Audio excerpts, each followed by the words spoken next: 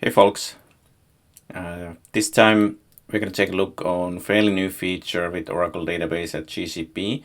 So we're going to take a look on how to use the customer managed keys with Autonomous Database.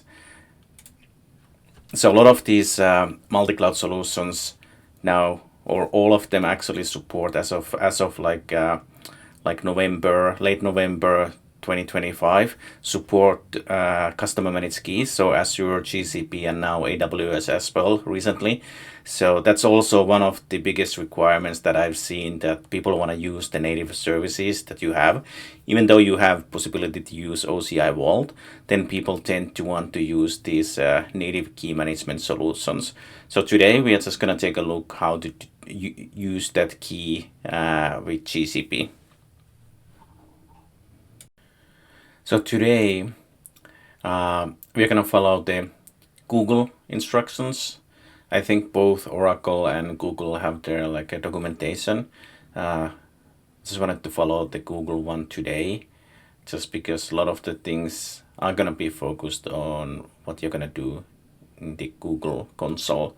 So I have Autonomous Database pre-created, but then we are going to first do the prereqs, what we can find from the documentation. So the first thing will be to enable the Cloud Key Management Service API. So I'm just gonna click this one, Enable API, gonna make changes to my project, then it's just enabling this API. And that should be the first step. Okay, and enablement is already complete. Okay, so let's go back here. And as I'm the project admin, I already have these IAM permissions. If you're gonna do this with the other user, then you have to look these permissions as well. But then the next thing we have to do, we basically have to give service account access to these KMS keys, and then also that it can work with these key versions. And seems like Cloud KMS admin role contains the required permissions. So for this test, we'll give the service account this role. I think normally, obviously, you wouldn't want to give the admin role to the service account, but you'll just give these access these accesses to the service account role. Okay, so I have my Autonomous Database provisioned, and you can see here that currently the encryption key used is Oracle Managed Key, and we want to change this to Customer Managed Keys. So the first thing the instructions say is that we have to get the service principal name from the provisioned Autonomous Database. So if I open the Autonomous Database and scroll down, the principal name or the Oracle Managed Service account name is here. So we want to copy this, and then when we create the key ring, we want to give a role for this principal so it can use the Google KMS. So I'm just gonna go to key management, which I have open here. I'm gonna create a new key ring just so we see. Let's give it a name. Well, we'll just give it the GCP KMS for ADP, and just gonna leave these to default. So multi-region, global, gonna create it, and it's created. Let's give it a key. Let's create a key, ADP key, software key. It's gonna continue. Not gonna import, so I'm just gonna use the generated key. Just gonna leave these to default. Continue. Key rotation period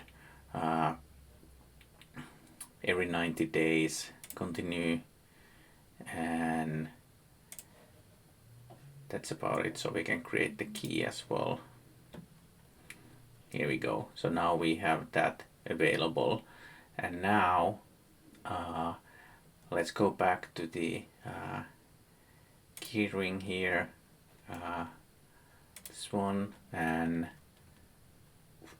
we'll add the principal here. So we'll just give the principal name that we copied. See, it finds it. Let's select it, and then assign roles. So in the documentation, if I go here, basically they tell we're gonna need these 3 roles. So Cloud KMS crypto key encryptor and decryptor, and then Cloud KMS viewer. So let's go here, select the role, Cloud KMS decryptor was one. Gonna add another role, KMS encryptor, and then the third one, which is the viewer, Cloud KMS, and all the way down. So the viewer is here, and then let's save it. All right, so now if I open this keyring, do I see it here? Permissions. Yeah, permissions here as well. So we can see the service account being added here.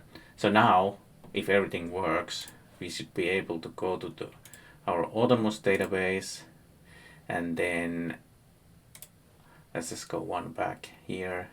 We're just gonna go back, and when we scroll down, encryption key is here. So right now it's Oracle Managed Key.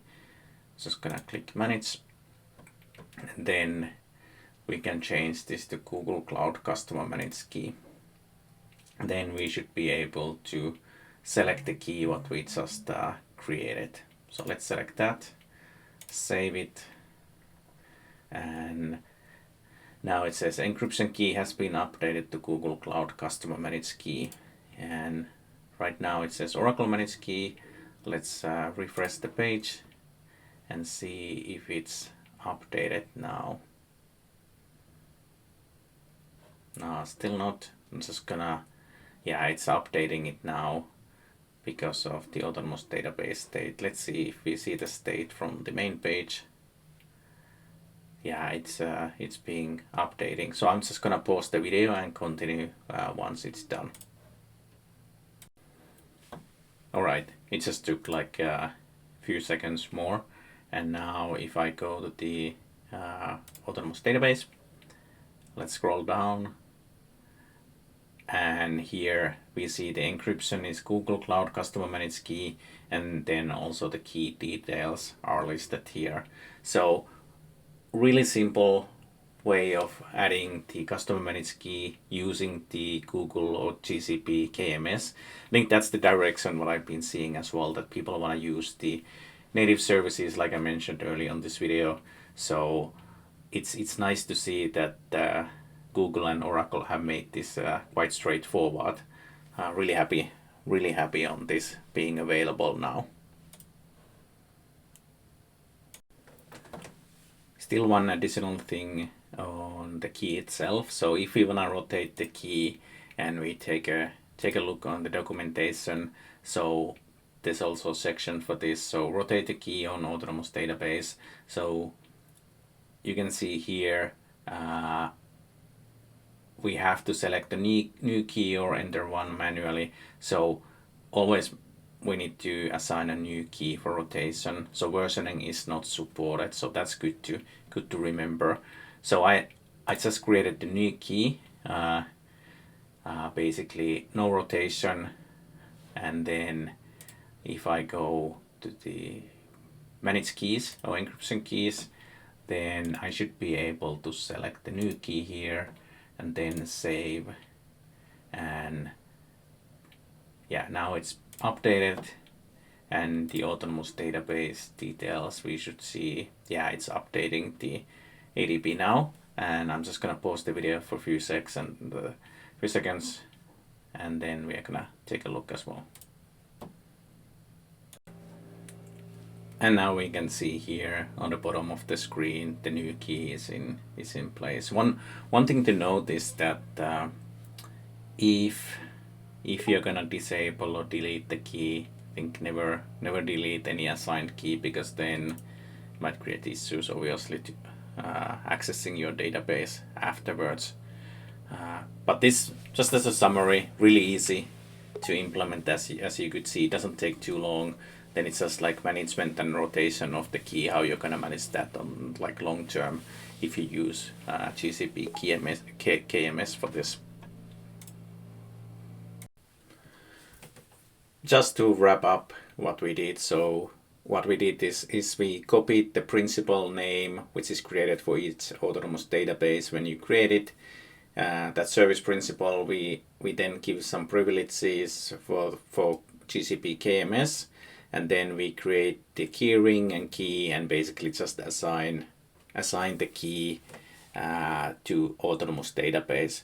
And I think that's the direction I'm seeing as well, that Oracle wants to be able to integrate their services as much as possible to each cloud or each hyperscaler, just so you can use the native features, which are many times just required as well. So it's not, because people obviously are used to using those, but then it's also that there's a security or compliance requirement that you have to use them, and you can't use the native OCI services, which kind of makes sense. So hopefully you got something good out from this video, and let's see what the next video will be. Thanks for watching.